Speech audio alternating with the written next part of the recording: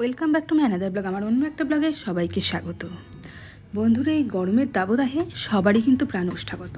তো সবার কথা মাথায় রেখে আমি খুব সুন্দর একটা ম্যাঙ্গো ড্রিঙ্কসের রেসিপি নিয়ে এসেছি। একদম ঠান্ডা ঠান্ডা, শরীর মন জুড়িয়ে যাওয়া ম্যাঙ্গো ড্রিঙ্কস। আশা করছি প্রত্যেকের ভালো লাগবে। এটা হচ্ছে একটু অন্যরকম ধরনের ভাবে তৈরি ম্যাঙ্গো লস্যি, যার জন্য এখানে আমি একটা ল্যাংড়া আম কিছু বড় বড় টুকরো করে কেটে নিয়েছি, যেটা ব্লেন্ড করে নেব, আর কিছু গার্নিশের জন্য ছোট টুকরো করে কেটে নিয়েছি। এখানে 100 গ্রাম মতো টক দই, জল, 2 চামচ চিনি, আইস কিউব, জিরে গুঁড়ো, আমন্ড কুচি সাজানোর জন্য, আর নিয়েছি গোলাপ জল। প্রথমে এখানে আমি একটা মিক্সিং জারে আমের বড় টুকরোগুলো দিয়ে দিলাম। তারপর এখানে দইটা দিয়ে দিলাম। এখানে দিয়ে দিচ্ছি হাফ কাপ জল, 2 আইস কিউব দিয়ে দিলাম। যেখানে 2 চামচ চিনি দিয়েছিলাম সেই চিনিটা দিয়ে দিলাম। যেহেতু আমার আমটা খুব মিষ্টি, সেই জন্য কিন্তু আমি চিনিটা কম ইউজ করলাম। আপনারা যারা যেরকম চিনি খাবেন, মিষ্টি খাবেন, সেরকম দিয়ে দেবেন। এখানে কিছুটা পরিমাণ আমি 1 চামচ মতো গোলাপ জল আমি দিয়ে দিলাম।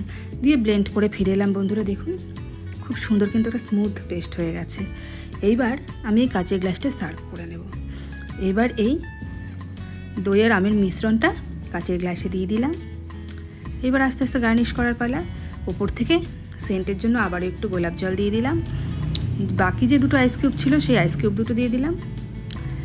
আপনাদের যদি মনে হয় আরও বেশি ঠান্ডা করবেন, একদম পুরো চিল করে নেবেন, তাহলে কিন্তু আরও বেশি করে আইস কিউব ইউজ করতেই পারেন।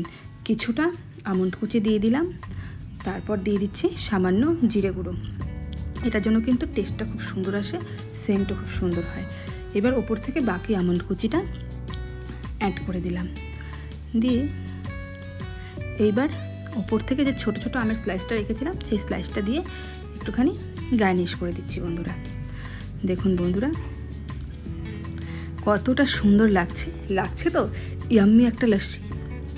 দেখুন বন্ধুরা, দেখতে যতটা সুন্দর হয়েছে না, এটা যদি আপনারা একবার খেয়ে দেখেন, একদম পুরো মন প্রাণ জুড়িয়ে যাবে। একদম হেলদি একটা ম্যাঙ্গো লস্যি। তো এখন আর বাইরে গিয়ে কিনে খেতে হবে না। এই লস্যির দাম বাইরে কিন্তু অন্তত 70-80 টাকার কম হবেই না। তো এখন একদম কম সময়ে কম খরচে ঘরেই বানিয়ে নিতে পারবেন। আশা করছি এই রেসিপিটা আপনাদের প্রত্যেকের খুব ভালো লাগবে। আর কেমন লাগলো আমাকে কিন্তু অবশ্যই কমেন্ট করে জানাবেন, তাহলে কিন্তু আমি আরও উৎসাহ পাবো, আরও অনেক নতুন ধরনের রেসিপি আপনাদের জন্য নিয়ে আসতে পারবো।